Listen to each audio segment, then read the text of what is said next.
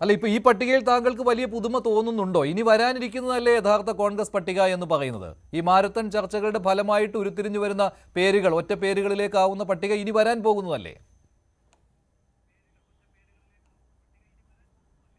തീർച്ചയായും. പക്ഷേ ഈ പട്ടികയിൽ തന്നെ ഒന്നോ രണ്ടോ മൂന്നോ നാലോ അഞ്ചോ വളരെ വ്യത്യസ്തമായ അല്ലെങ്കിൽ സർപ്രൈസ് സ്ഥാനാർത്ഥികളുണ്ട്. ഒന്ന് രമേഷ് പിഷാരടിയാണ് പാലക്കാട് ശോഭാ സുരേന്ദ്രനെതിരെ മത്സരിക്കുന്നത്.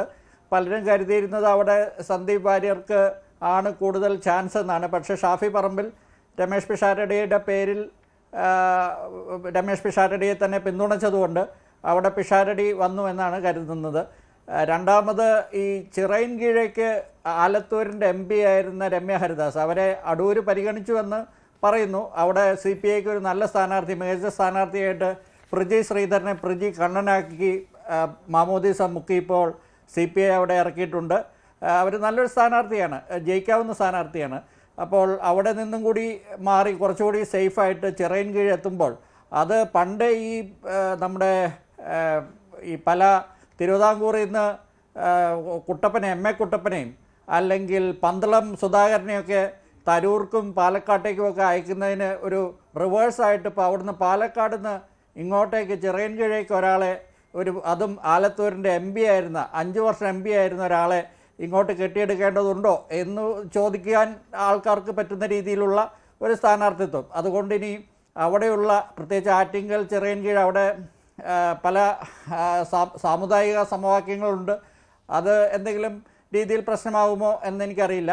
എന്തായാലും അതൊരു വിചിത്രമായ സ്ഥാനാർത്ഥിത്വമാണ്. പിന്നെ ഒരു നല്ലൊരു എന്താ പറയുന്ന ഒരു ആപ്പ് ചോയ്സ് അല്ലെങ്കിൽ നല്ലൊരു ചോയ്സ് എന്ന് പറയാവുന്നത് തൃശ്ശൂർ രാജൻ പല്ലനാണ്. ഇപ്പോൾ പലർക്കും അത് അദ്ദേഹത്തെ അറിയില്ലായിരിക്കും. ഇപ്പം ഞാൻ എൻ്റെ അമ്മ വീട് തൃശ്ശൂരായതുകൊണ്ട് അദ്ദേഹം അവിടെ പലതവണ അദ്ദേഹം അവിടെ കോർപ്പറേഷനിൽ കൗൺസിലറായിരുന്നു, മേയറായിരുന്നു.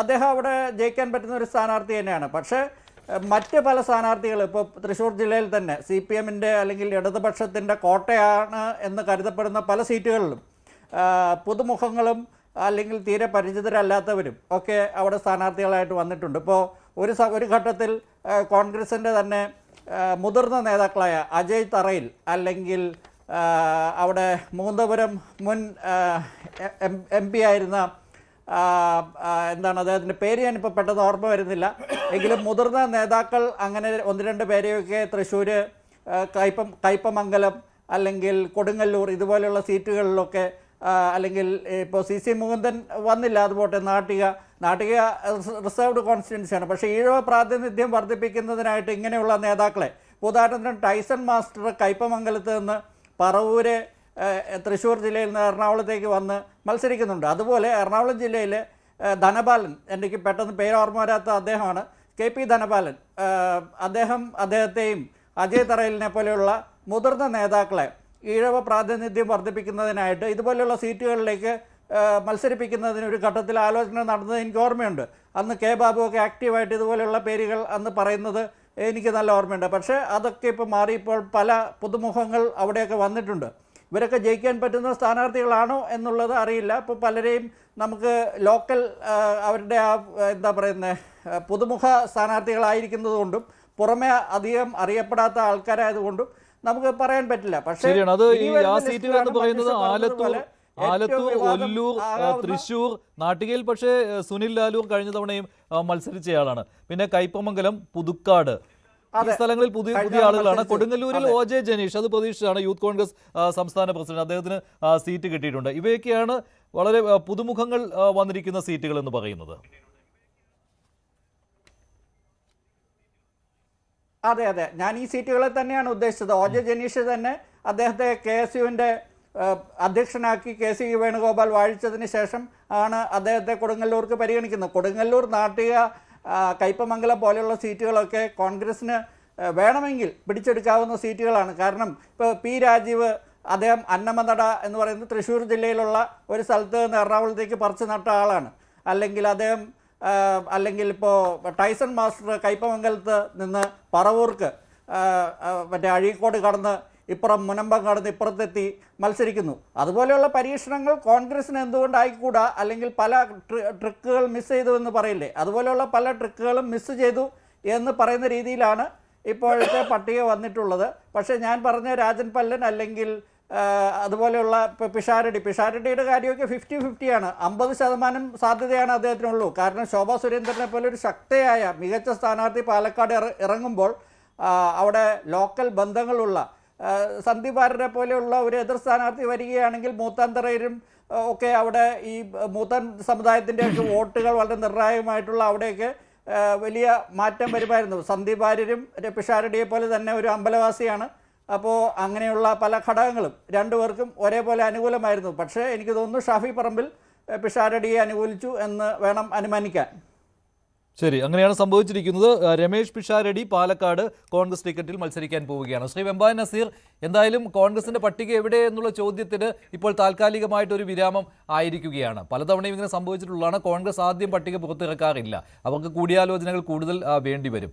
പക്ഷേ ഇപ്പോൾ CPM നേരിടുന്നത് ആഭ്യന്തര കലഹങ്ങളാണ്. കണ്ണൂർ കലഹം ഇതുവരെ അടങ്ങിയിട്ടില്ല, അത് അടങ്ങാൻ പോകുന്നുമില്ല. ഇവിടെ നോക്കൂ, കോൺഗ്രസ് തകർന്ന് തരിപ്പണമായി നിൽക്കുന്നെന്ന് സൂചിപ്പിക്കുന്നതാണ് ഈ സ്ഥാനാർത്ഥികളെ പ്രഖ്യാപിക്കുന്നത് അവർ വൈകിയിരിക്കുന്നത്. പഞ്ചായത്ത് തെരഞ്ഞെടുപ്പിന് അവരിതുപോലെ സ്ഥാനാർത്ഥികൾ പ്രഖ്യാപിച്ചു.